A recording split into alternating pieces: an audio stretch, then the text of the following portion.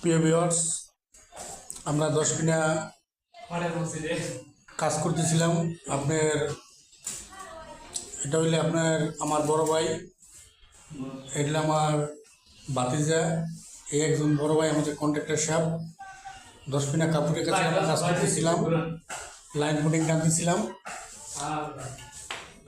এই যে আমরা ওয়ার্ডেক রুম লাইন ফুটিং কিনেছি, আর বাকি কিছু অংশ আছে। এটা টানার পরে আমরা ঘষবো, এটাকে ঘষে সুন্দরভাবে রং করব।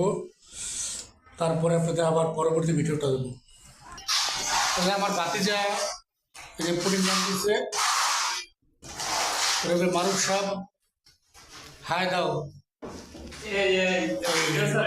আমাদের বড় ভাই নাম দিচ্ছেন রহিম ভাই, সে ঢাকার মিস্ত্রি।